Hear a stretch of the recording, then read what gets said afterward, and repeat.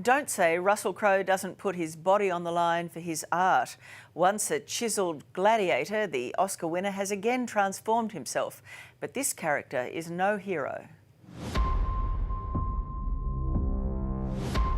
Roger Ailes spent his life wielding power behind the scenes, but Russell Crowe puts him centre stage in the new television series The Loudest Voice. Tell us, what was your first response when this role came your way? I really liked the first episode, so I asked if there was another. They sent me the second episode, which was better than the first, and then the third was better than the second. So I just got excited about it and then went into the deep dive of research and started to actually discover who this guy was.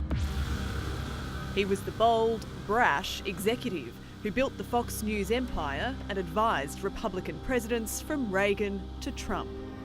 I spoke with the president. We'd like your help moving forward. Whatever you need, Carl. Fox News will back him. Portraying one of America's most controversial figures, a demanding role, even for an Oscar winner. I would be so exhausted because wearing all of that prosthetic makeup adds a factor of a multiple that's very hard to define, but it makes every single step you take during the course of the day more difficult. And as the day goes on and your skin starts to squeeze in and starts to ache and everything, it puts it into a different level of challenge. I mean, I think by the end of the show, I'd spent in excess of 12 days of my life sitting in that makeup chair. The series puts a spotlight on the sordid allegations of sexual misconduct that ended Ailes' career. They're very confronting scenes to watch. Were they difficult to play out, and did they have an impact on you personally? You know, I'm very lucky that I've got an incredibly strong cast around me in this show. So we were able to talk through all this stuff, and they were very brave about what we had to show, you know. I hired you because you're a beauty queen. But I think the fact that the conversation's being had, that we've just drawn a line through all of that sort of shit, hopefully, you know, that's out of our lives now.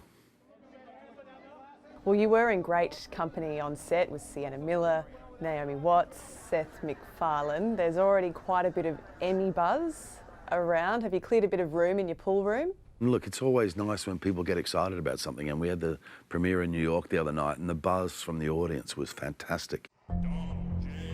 The show also highlights the deep divisions in America politically that probably paved the way for the Trump presidency. Do you see similarities in Australia? You know, the unfortunate situation that you have in America at the moment is that it just seems that people who have a difference of opinion politically just can't seem to connect anymore. And I see it happening in Australia as well, and it's just not a healthy thing. I know you're very busy, and we do really appreciate your time, and you've got a big game to rest up for this evening. Your beloved Bunnies are taking on the Tigers. I assume you'll be watching via satellite somehow? There's a great product now. It's an app. It's called Watch NRL. You can have it on your phone. You just push a button at game time, and bingo, bango, you watch the entire game. It's like, you know, for a sports fan, it's just a mind-blowing thing. So I will be getting up at 2:30 this morning, and I'll be watching that game and be very interested in the outcome. Only a few minutes to go until the game starts, Russell. The Loudest Voice, meanwhile, starts Monday on Stan.